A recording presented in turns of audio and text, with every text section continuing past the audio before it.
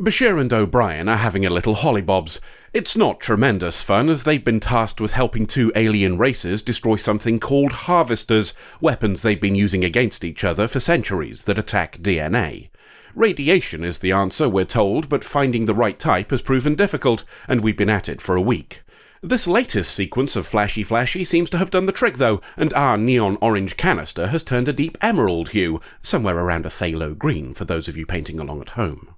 Lead Side Hair is delighted by developments and tells Lead Top Hair. Top Hair is equally pleased, and more so on learning all research has been destroyed too, but reminds us we still have more neon orange to turn green. The news is also well received back on Deep Space Nine when Bashir and O'Brien call to say they've been successful. O'Brien wants to get back as soon as possible, either to spend more time with his family or less with Bashir, but he's going to be disappointed. There's a celebration in their honour, and Sisko thinks it's good diplomacy for them to attend. That it'll also mean Bashir's gone for another day is just a coincidence. There's still a bit of work left before the party though, so we get on with it, and soon Bashir's sticking the last jar of orange in the flashy machine. Lead Side Hair is happy that this will be the end of it, and somewhat less happy to see a couple of Top Hairs pop in with guns. He doesn't have to worry about it for long, as he gets instantly murderized, along with everybody else except for Bashir and O'Brien. They manage to survive the ensuing scuffle, but not before a bit of the neon orange splashes onto O'Brien from an exploding flashy machine. Scarpering in the mega shuttle isn't an option, as whoever sprang this little surprise is jamming communications, and staying here will be bad for their health too, so they teleport down to the planet they're orbiting, the one whose population was entirely wiped out by the orange goop that just splashed onto O'Brien's arm. A call to Sisko interrupts his planned meal. We're getting a visit from the Side Hair and Top Hair ambassadors, and they won't speak to anybody except him. We know Lead Top Hair from earlier, of course, but replacement Side Hair is new, what with the other one being dead and all. And he's not the only one, at least according to Lead Top Hair. He says Bashir and O'Brien have carked it too, though his version of the story is that O'Brien accidentally triggered a security system for the lab, killing everyone in it. Terrible accident, very sad. Here's the proof. No need to come and check for yourselves. News of their deaths has apparently not reached Bashir and O'Brien yet, though that may change. They're on the surface of the dead planet, which might mean they have some supply issues. Or not, apparently, as one of the first things they find is a cache of food and medicine. O'Brien warns Bashir away from them while he checks for traps, something he has experience of during his time fighting Cardigans, but it all looks fine. And even better, there appears to be some communications gubbins lying about that O'Brien might be able to fix. They can't quite understand why Lead Top Hair would wait until the neon orange goop was destroyed before attacking, but calling the Side Hairs to let them know they've been betrayed would appear to be their best choice currently.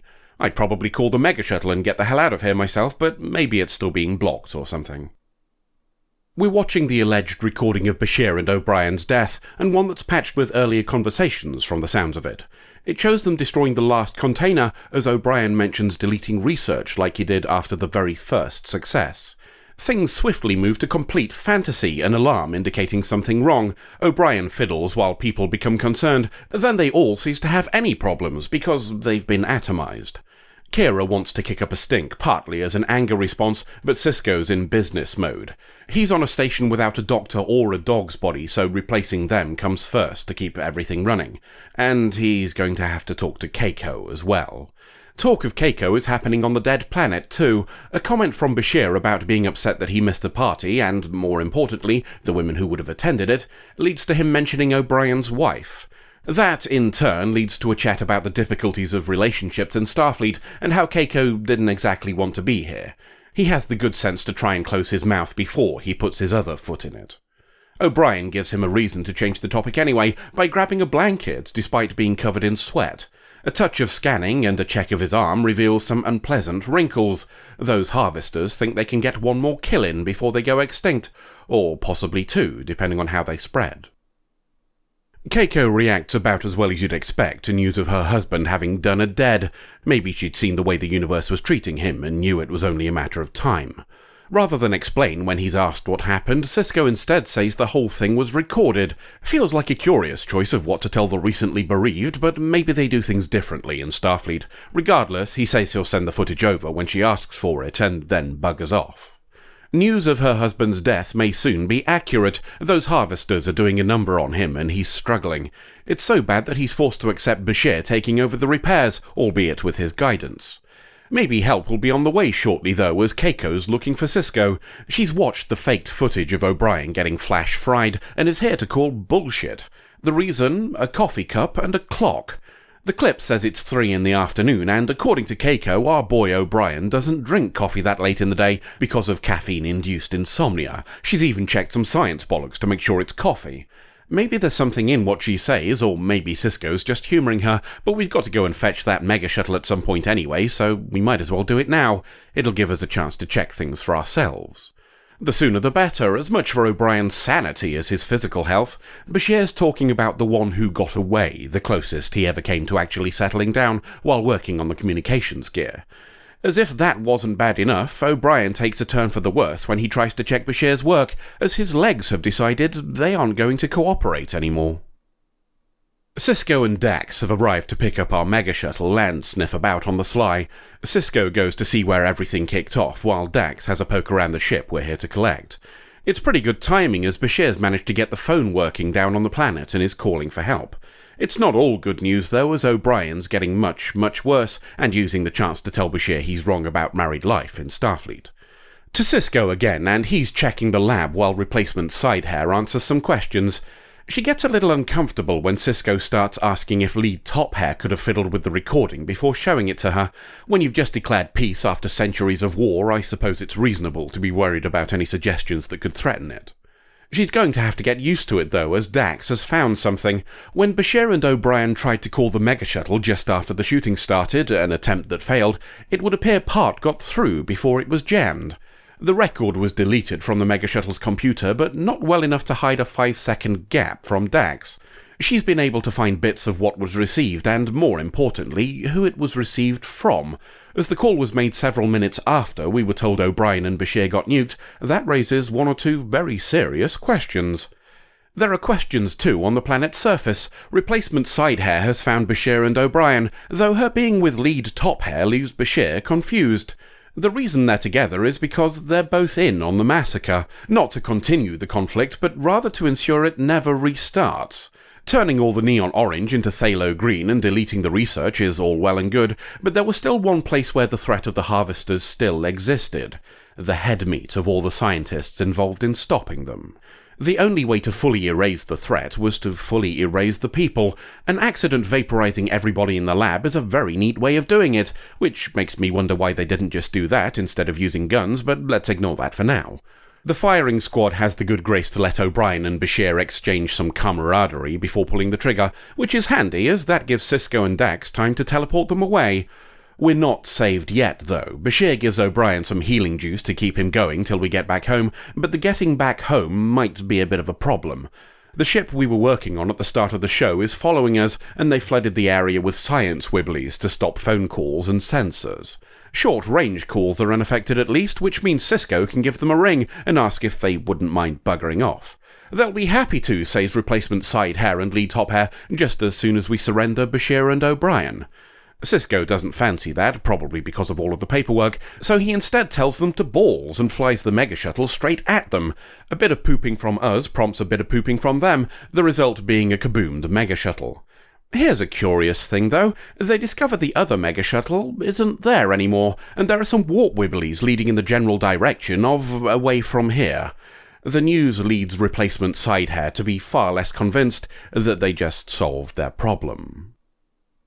We're back on the station, and O'Brien is looking at a get-well gift from his daughter while he talks to his wife.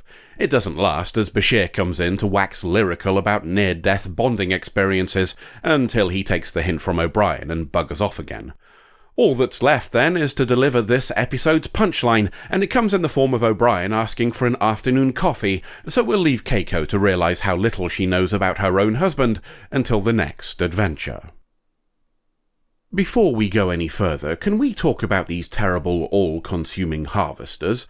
I'll be honest with you kids, I'm a little underwhelmed.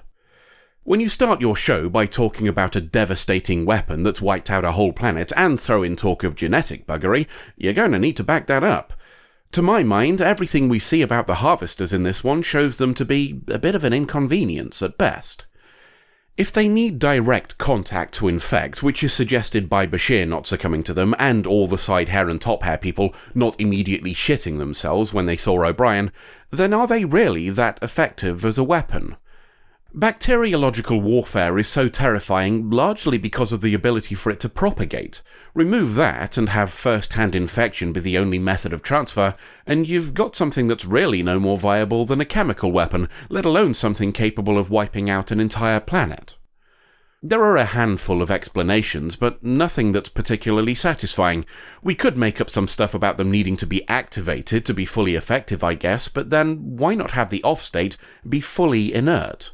We could similarly say that they need the current host to die before propagating a new infection, but that drastically limits their effectiveness. Quarantining anybody with symptoms immediately stops the problem.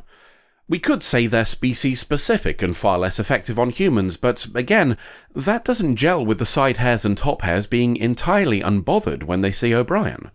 This juxtaposition between what we're told and what we see undermined a bit of the immersion for me, but then the plot of this one isn't really the point, is it? The real reason this exists is to have some more Bashir O'Brien time.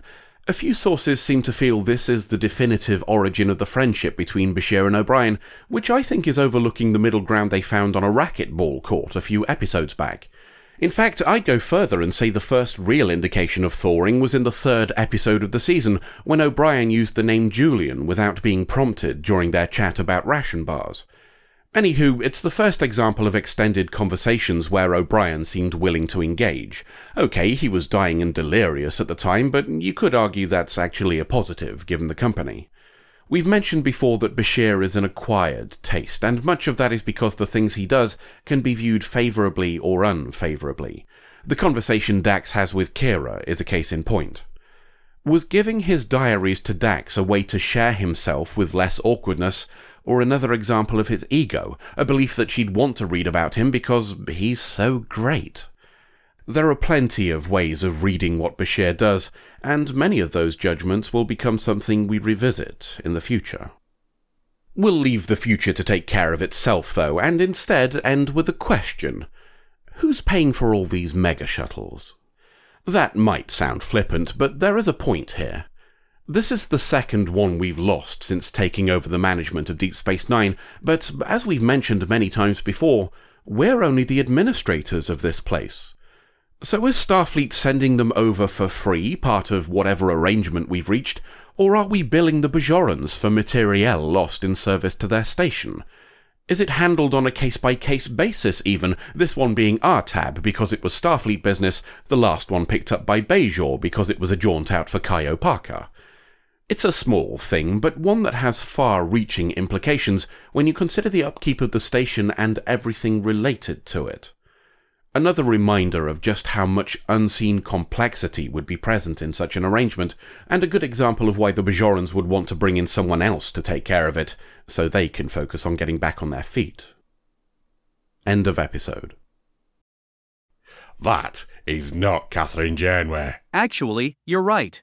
That's Nicole. Who the bloody hell's Nicole? Nicole Janeway is Catherine Janeway before Catherine Janeway existed. Alright, back up. What you on about? When they were first filming Voyager, the person who got the job was Genevieve Bujold. Oh, we're doing fourth wall shit again then, are we? I guess so. Anywho, Bujold didn't really work out, so she got switched for Kate Mulgrew, and Nicole Janeway became Catherine. So why is this Janeway still the old one? My guess? When we did time stuff, we must have jumped realities. This is the universe where Genevieve Bujold wasn't bloody awful. So Astro Shen and Ordinator aren't just similar, they're us. Oh, woof.